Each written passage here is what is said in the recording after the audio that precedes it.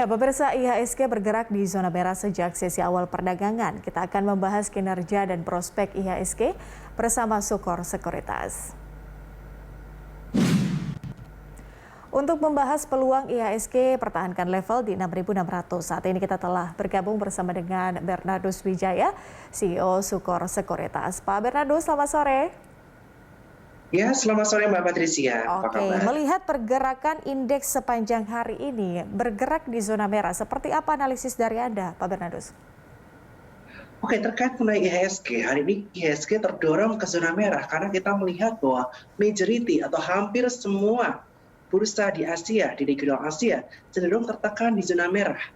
Hal ini dikarenakan adanya sentimen negatif yang muncul dari China setelah ada satu perusahaan properti lagi yang mengalami kesulitan pembayaran kewajibannya, yakni pokok dan juga bunga.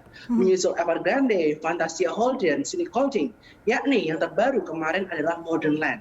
Hal ini mengakibatkan kekhawatiran akannya adanya systemic issue di China sana, yang mengakibatkan kekhawatiran para investor di bursa Asia.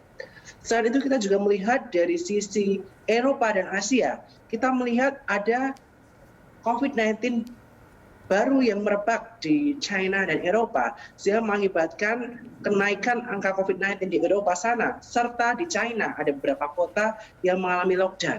Nah, oleh karena itu ini menjadi sentimen negatif tambahan kaitannya mengenai bursa Asia, termasuk IHSG di perdagangan hari ini. Dan hari ini IHSG akan menguji support di area 6580 dan dia telah menembus area psikologis di area 6600. Pak Bernardus, kalau melihat sejumlah sentimen yang terjadi kemudian baik itu sentimen global, sentimen regional maupun juga ada mungkin sentimen dari domestik seperti itu. Kira-kira indeks kita bisa tidak sih kemudian kembali rebound dan juga stabil di atas 6.600? Apa katalis positif yang paling dibutuhkan agar indeks berada di level tersebut?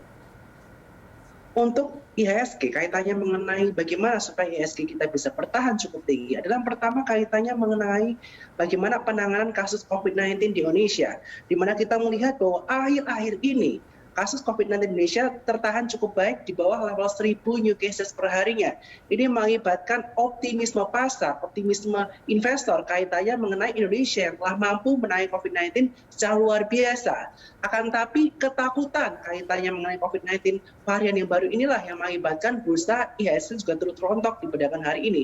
Sehingga kedepannya kita akan melihat bagaimana kesigapan pemerintah Indonesia kaitannya penanganan COVID-19 varian baru ini. Dan yang kedua adalah kaitannya mengenai harga komoditas. Di mana Indonesia merupakan negara proxy to commodity dan merupakan negara net eksportir komoditas terutama coal, CPO, dan metal seperti nikel dan juga timah ke luar negeri. Jika krisis energi terus berlangsung dan supply tidak bisa terpenuhi, Indonesia yang negara itu proxy to commodity tentunya akan diuntungkan karena kita memiliki banyak perusahaan yang melakukan ekspor komoditas ke luar negeri sana. Ditambah lagi dengan supply yang terbatas dan demand yang cukup tinggi, ini akan mengakibatkan harga batu bara, coal, CPO, dan harga komoditas lainnya terkait naik, yang mana ini akan menguntungkan negara Indonesia. Seperti itu, Patricia. Pak Bernardus, sebagai afirmasi, artinya dengan posisi indeks kita di bawah 6.600, apakah mungkin atau besar kemungkinan kalau indeks akan ditutup paling tidak di level 6.600 sore ini? Untuk hingga akhir tahun ini kita prediksikan IHSG masih bisa closing di angka 6.800 hingga akhir tahun. Tetapi untuk perdagangan minggu ini diperkirakan IHSG masih akan sedikit tertekan dengan akan menguji dua level support. Yang pertama adalah support kuat atau support base-nya di area 6580. Jika 6580 ini tertembus pada waktu closing, berarti ini merupakan support base yang kuat. Tetapi jika tertembus, next support yang bisa kita perhatikan ada di area 6530. Tetapi untuk outlook hingga akhir tahun, selama kasus COVID-19 di Indonesia tidak meningkat di atas 1.000 atau 2.000 new case per harinya dan Indonesia bisa mampu mengendalikan COVID-19 dari varian terbarunya, tentu saja ini akan menjadi berita baik dan IHSG akan sesuai skenario bisa closing di kisaran area 6.800 di penghujung tahun ini. Oke, paling tidak ada dua yang harus diperhatikan, yaitu perkembangan kasus COVID dan juga penanganannya, kemudian juga terkait dengan harga komoditas. Kalau kita melihat dari sisi asing sendiri, Pak Bernardus, asing ini terus mencetak net buy begitu. Apa sebetulnya pemicunya dan seperti apa rekomendasi bagi investor lokal?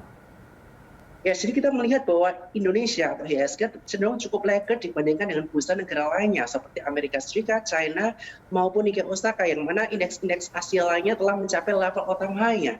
Tetapi IHSG masih cukup tersendat pada waktu itu karena kaitannya mengenai COVID-19 varian Delta yang mana penanganan di Indonesia cukup lambat waktu itu, sehingga kasus COVID sempat mencapai angka 20.000 new case perharinya yang mengakibatkan ketakutan para investor, sehingga Indonesia tidak mencapai area all-time high-nya. Tetapi kali ini investor asing malah memburu Indonesia.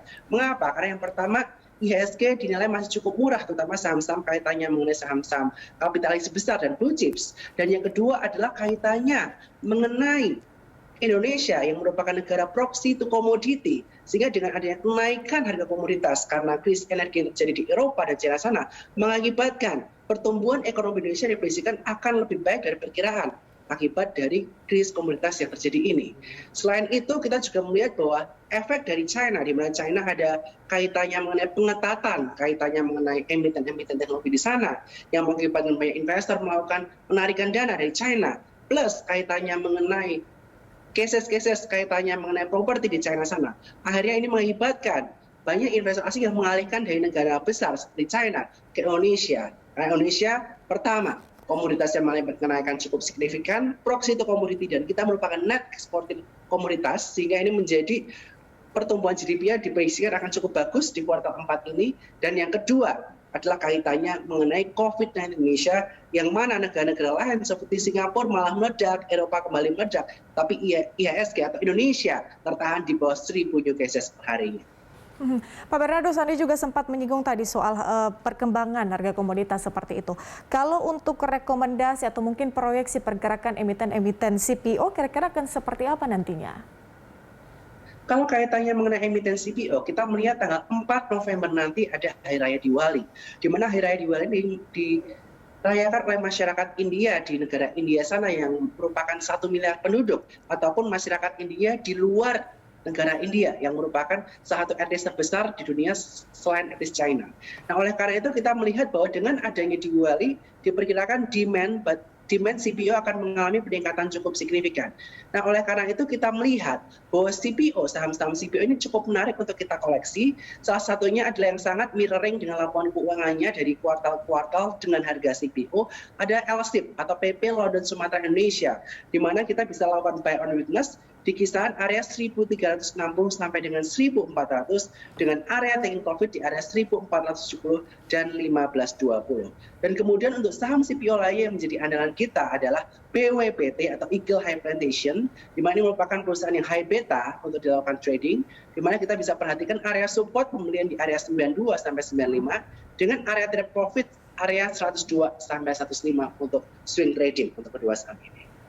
Baik, artinya lonjakan harga komoditas masih kemudian mempengaruhi selera investor di pasar modal. Kita lihat nanti seperti apa perkembangannya dan juga pergerakan indeks kita pada besok hari. Terima kasih Pak Bernardus Wijaya, CEO Sukor Sekuritas, sudah berbagi dan juga menganalisis perkembangan IHSG sepanjang hari ini bersama dengan kami di Berita Satu. Salam sehat. Salam sehat, terima kasih. Dan pemirsa, kami akan kembali dengan rekomendasi komoditas bersama Jakarta Future Exchange usai jeda.